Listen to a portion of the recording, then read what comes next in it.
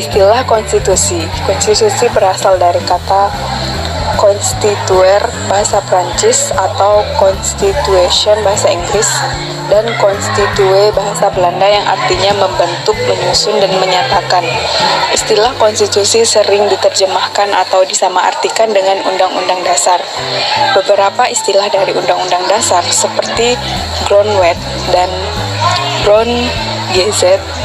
Namun, L.J. Apeldoorn mengemukakan bahwa antara konstitusi dan undang-undang dasar tidak sama artinya. Undang-undang dasar hanyalah sebatas hukum dasar tertulis, sedangkan konstitusi memuat hukum tertulis dan tidak tertulis.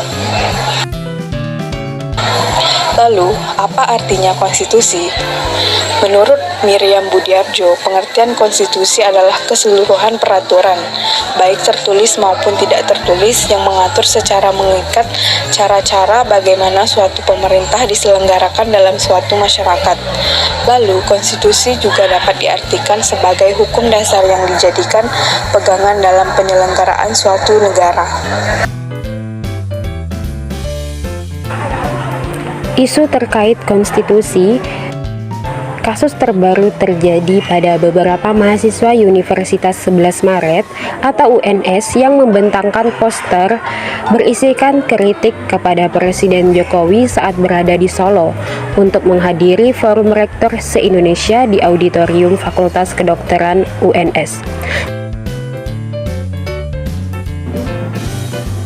Adapun dasar hukum dari penentangan kebebasan berpendapat ini, yang pertama Undang-Undang Nomor 9 Tahun 1958 tentang kemerdekaan menyampaikan pendapat di muka umum. Dan yang kedua Pasal 1 Deklarasi Universal Hak Asasi Manusia atau DUHAM.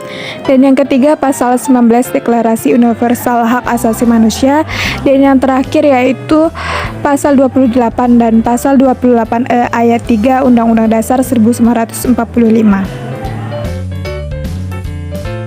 Baik, selanjutnya kita akan memaparkan mengenai solusi. Solusi yang pertama itu Jokowi seharusnya bisa menjamin tiap bentuk ruang dan ekspresi kritik warga negara. Hal ini bisa dilakukan dengan memberikan arahan tegas kepada alat negara untuk tidak mudah membungkam segala bentuk ekspresi warga negara. Kapolri juga perlu memerintahkan jajaran di bawahnya untuk tidak melakukan tindakan sewenang-wenang dalam upaya menyikapi kebebasan berpendapat dan berekspresi oleh masyarakat, serta meminta negara melalui Polri maupun TNI mengedepankan prinsip hukum dan HAM, menggunakan cara-cara yang bermartabat dalam merespon persoalan kebebasan berpendapat dan berekspresi di Indonesia.